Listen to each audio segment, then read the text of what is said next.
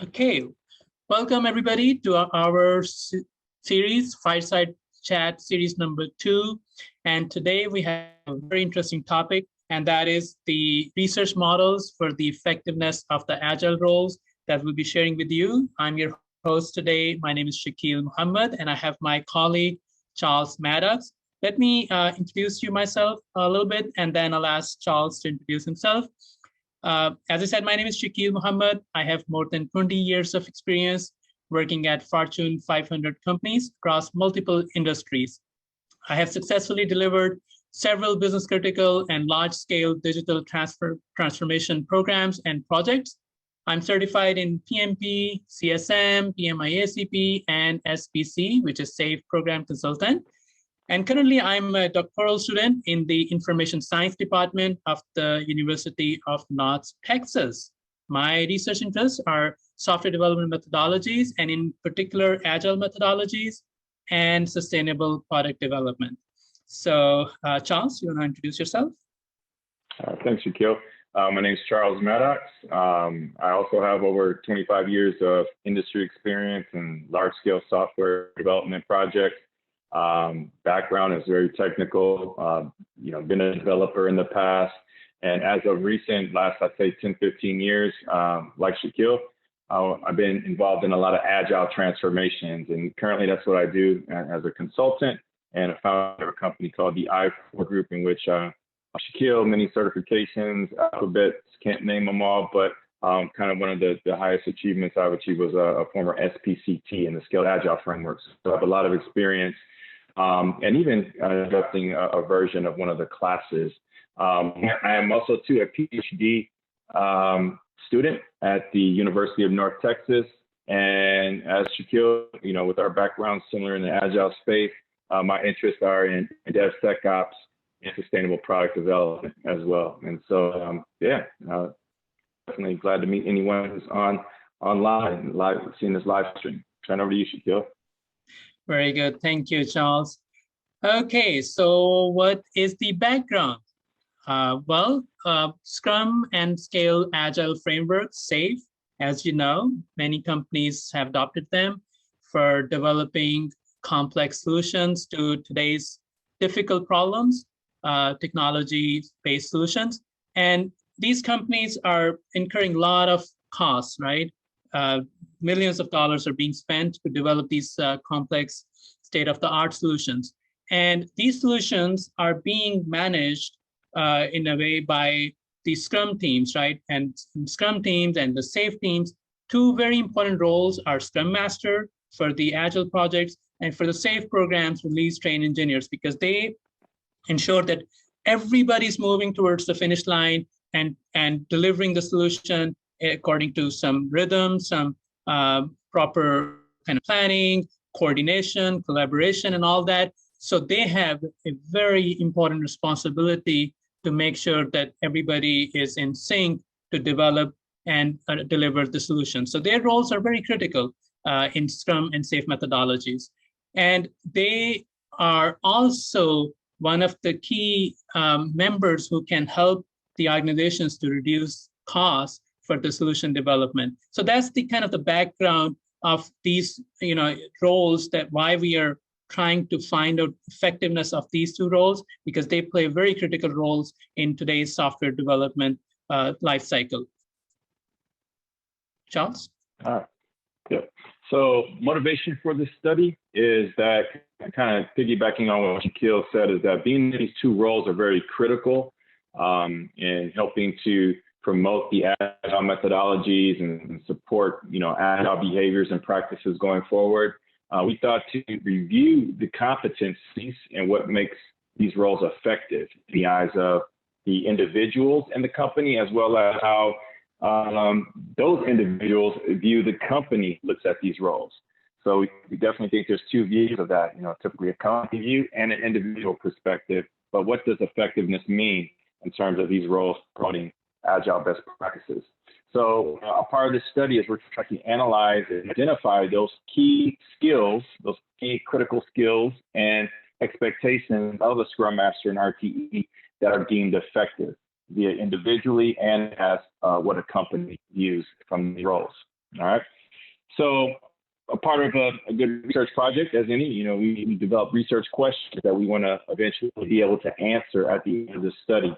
Question number one, which is, which competencies are essential for an effective Scrum Master Release Train Engineer based on the industry practitioner's feedback? So that's one of our key outputs of this study, is to evaluate and get this feedback from practitioners and to get their perspective of what those critical skills are for effectiveness. Question number two is, what are the differences between how practitioners and their companies view the importance of the critical skills of the Scrum Master and Release Train Engineer? And so again, from a company's perspective, Shakeel and I have been in industry too, so we've kind of observed this behavior, and we're putting it out there that there's a company perspective and an individual perspective, and what is that delta? And then can we reconcile and maybe actionize some gap analysis there on how we might be able to better align around these roles going forward? All right, Shakeel. Okay, very good, Charles. So let me introduce you to another new terminology today called literature review, which is also called lit review in the academic spheres. So what it is, so as Charles said, he's an industry practitioner, and I myself have been in the industry for more than 20 years. And we have been working on Agile projects and programs for 15 plus years. So that kindled a little bit of interest in how does the academic look at the roles of Scrum Masters. So we went into the research papers, and we found that there is actually plenty of plethora of research done on these roles from different aspects. But we also found some of the areas there where we can add some value, and that's why we are working on it. So one thing that we found was the companies are definitely adopting Scrum and safe methodologies, and they are spending a lot of money to develop these complex state-of-the-art solutions. And we also found that the Scrum Masters and Release Train Engineers are very critical roles in the SDLC of today's solution development. Next slide. So the Scrum Master, what kind of skills that person should have? Facilitation came up as one of the important skills according to Shastri. Then according to Stray and Mammon, Scrum Master should be a good Agile coach. And he or she should have leadership skills, project management skills, and technical skills. So in addition to the soft skills, they should have the technical skills as well. Then next slide. And then we found from Lee that the Scrum Master should lead the team to keep them focused on the finish line, right? So Scrum Master is constantly removing the hurdles to ensure that the teams are making progress to get to the solution that they have been tasked with.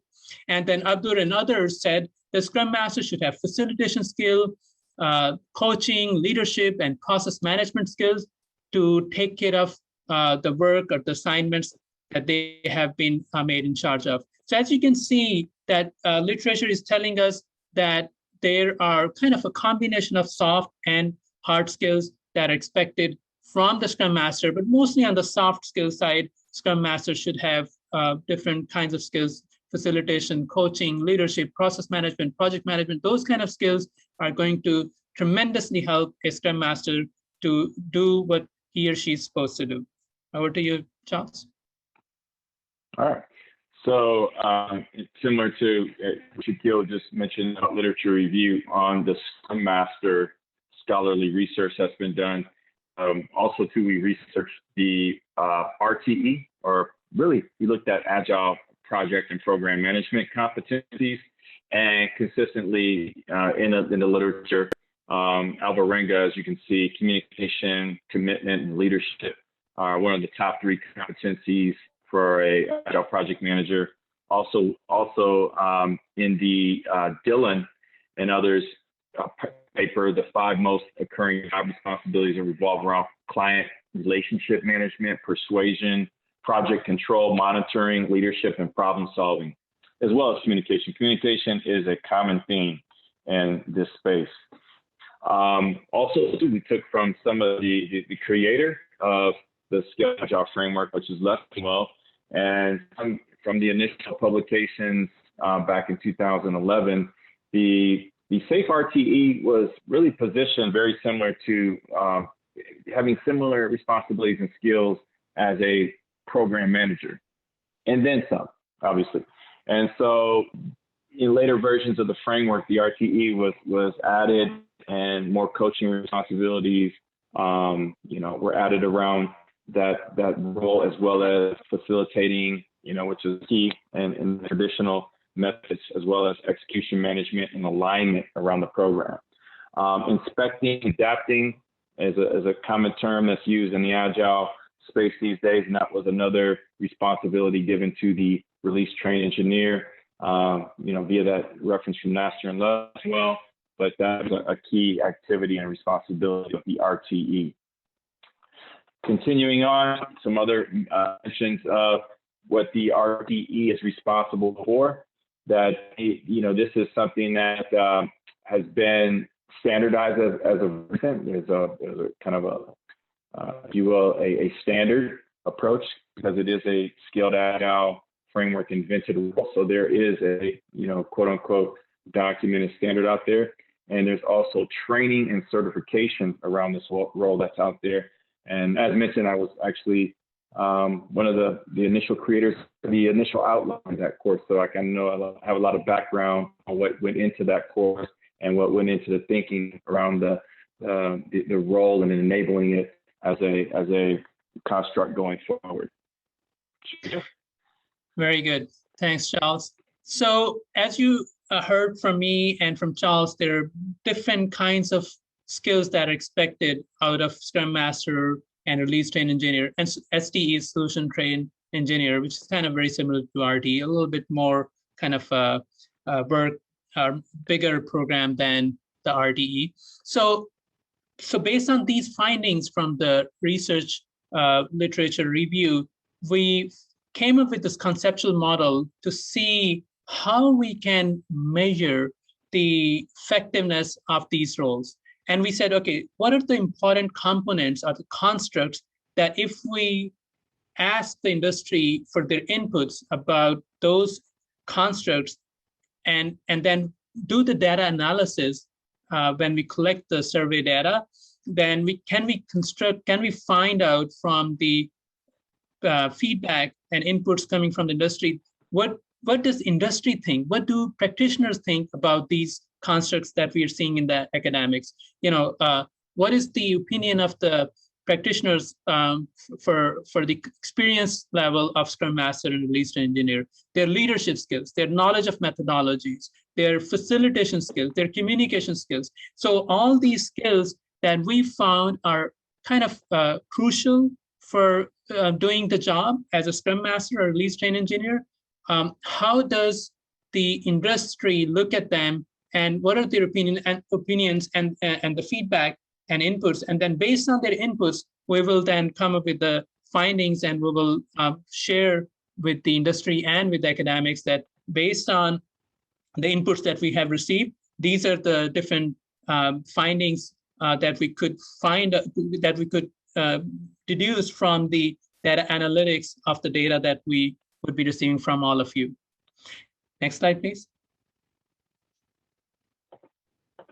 Okay, so using that conceptual model, we came up with this research model. So the effectiveness of Scrum Master and Release Train Engineer is based on these constructs on the left: experience, leadership, knowledge of methodologies, communication, and facilitation. And our hypotheses are that the experience and all the way to facilitation, they add up to increase the effectiveness of the Scrum Master and Release Train Engineer. So these are hypotheses, but based on the survey, based on the inputs from the industry, we'll see which hypotheses are actually valid and which ones are not valid. And that part, after the survey, it will be done. After we will have collected the data, we'll be spending a lot of time analyzing it using different data modeling techniques, using, for example, regression and neural networks, or the decision trees and those kind of things. to establish statistically that yes, some whatever assumption we made, our hypothesis made, was it a valid hypothesis or was it an invalid hypothesis? So more to come, but just wanted to let you know that the research model this research model has been used to design the survey that we have been asking our fellows in the industry to submit. Over to you. Shakeel.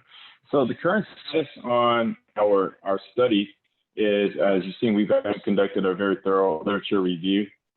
We've constructed the research model, and that's been validated as, meeting our head researcher, our Professor Dean Privatuk, and his approval there.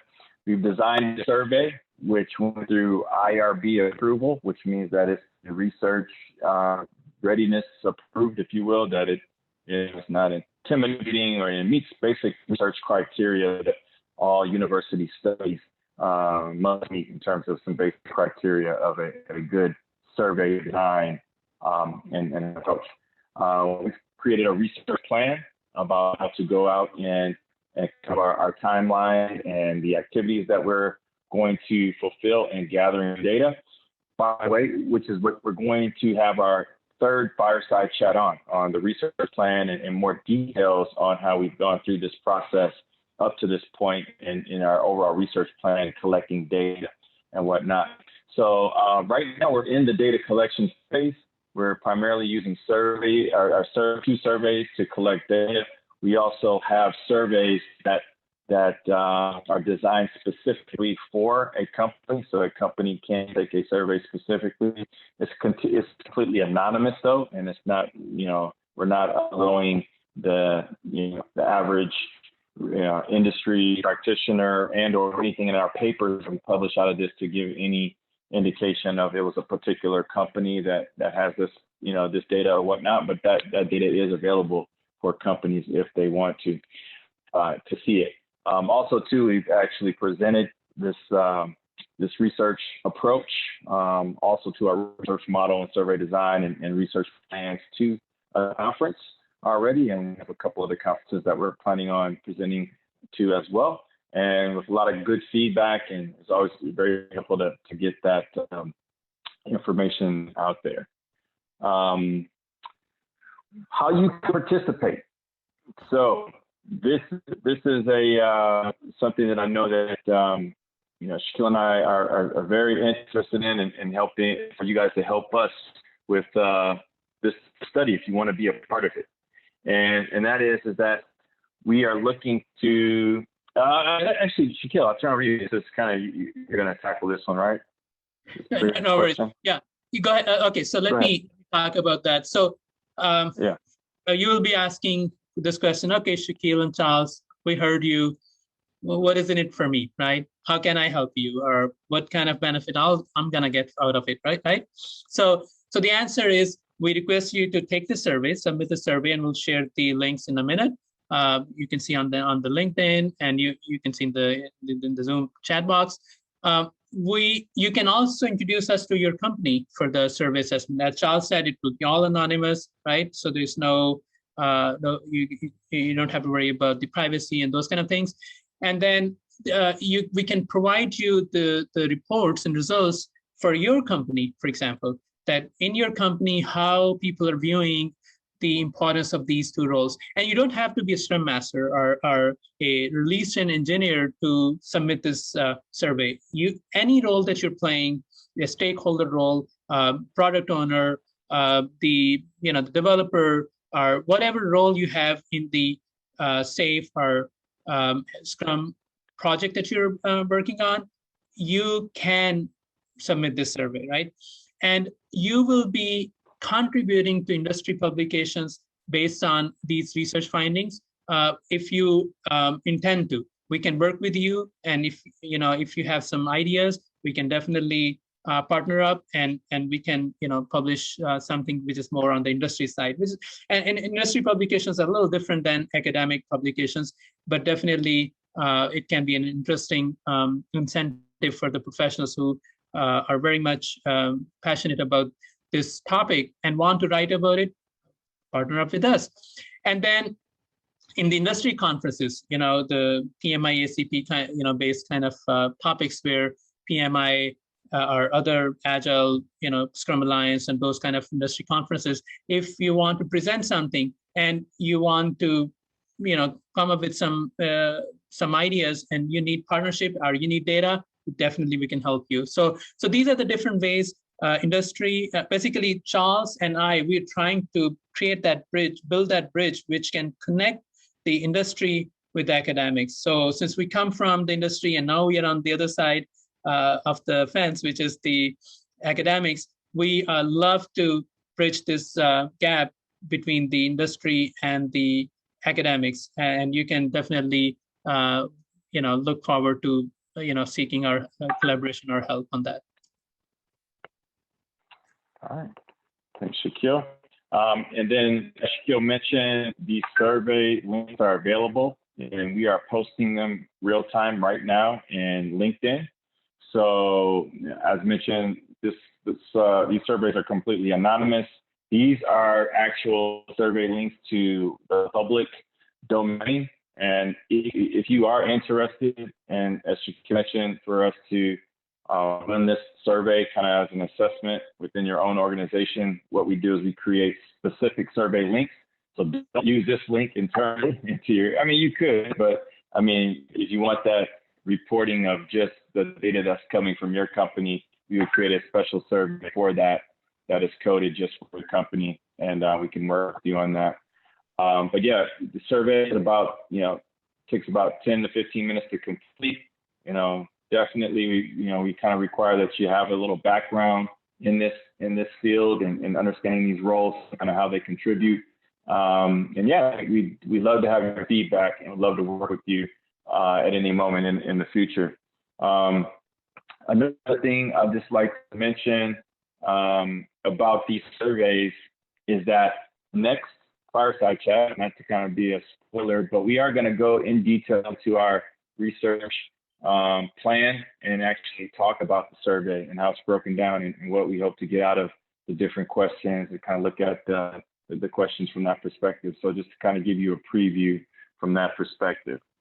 All right. So yeah, any questions? Any questions from the live community? And then we have our colleague Miriam on the call here as well, who's going to give us any input on any live feedback. So any questions from anyone? Put those questions in live.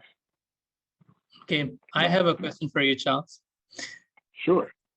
So based on your experiences, you have more than a decade of experience on the Agile methodologies. How did you find academics and literature review looking at the roles of Scrum Master and the release train engineer? Oh, excellent question, Shakeel. So as far as the Scrum Master is concerned, like you said, the literature is not as, the Scrum Master role kind of officially, got popularized back in the early 2000s. So, we're kind of looking at literature that's more recent. So there's been a fair amount, and as you can see, when we did our literature review slides, there's been, a fair amount of scholarly work being written on the Scrum Master role. And so that was, we were good to, that was a good thing to see. As far as the release train engineer, that wasn't very interesting. There was not very much information on that. And actually, I would say zero analysis from an actual scholarly perspective. We've seen the works from Leffingwell and Nash. Of course, there's books written on that, but not from a scholarly journal, academic journal perspective.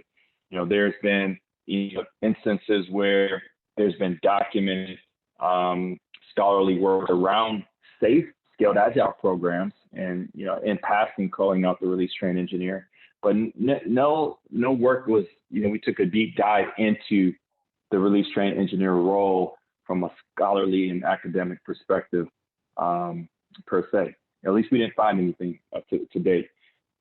What we did do to kind of mitigate that, though, as I mentioned previously in the literature review section of this particular talk a couple minutes ago, I said that we looked at traditional program and project management effectiveness. And in looking at the roots of the release train role, actually the release train role wasn't even in there.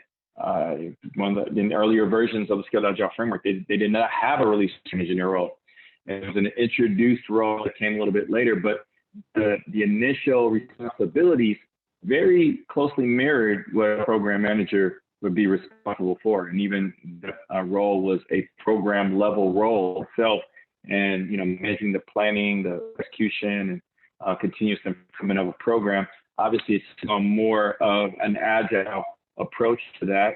And he also to say a release train engineer is kind of a coach at the program level. So with some additional responsibilities from an agile coaching perspective, a release train engineer role very closely mirrored a program manager in terms of the overall responsibility. So we thought it was valuable to look from an academic perspective.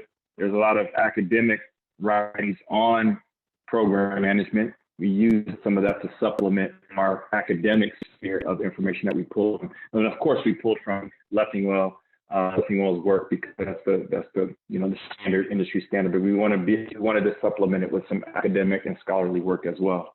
So very good, very good. Thank you very much, Charles. So I think we're at the bottom of the hour. Can I close it up? Yep. Well, I got one question for you, Shakeel. Just to kind of give maybe an insight to the research model and the topics that we're going to discuss in the future. What can we expect maybe from our next fireside chat on taking a deeper look at the survey and research plan? Do you have any insights that we might be the audience might be curious to tune into for next time? Yeah, definitely. So I would highly encourage those who want to learn more about how we kind of divided and conquered this whole problem of research study, what kind of approach we use. We have multiple phases of this whole research study. And this fireside chat number 3 will give you some really interesting ideas that how people coming from industry going into academics and then looking back at the industry, how we can look at the industry problems and how we can try to come up with new insights using these approaches. So you will learn the approach, you will learn the benefits of it, and you will see how these approaches are going to benefit the industry in the long run, because we are very much optimistic, and we believe that this research and the findings of this research will shed some new lights on the effectiveness and importance of these two roles, and how the industry can maximize the potential of these two roles to ensure that the investments that they're making in multi-million dollars investments in developing solutions, how these two roles are ensuring that those investments are in good hands, they're safe, and they're being properly used. All right. Thanks a lot. So yeah, like you mentioned, we're right at the hour, and we definitely are happy that you guys are able to attend, and this will be on a recording as well. Please share with your colleagues, and again, the recording will be available. And yeah, if you're interested in participating with us on this, we would definitely be happy to work with you in any capacity. So that's it for today. Thank you so much. Thank you, Shakeel, and everyone. You have a great day. Wonderful rest of your day. Thank you all. Take care. Yeah. Bye. Bye. Bye-bye.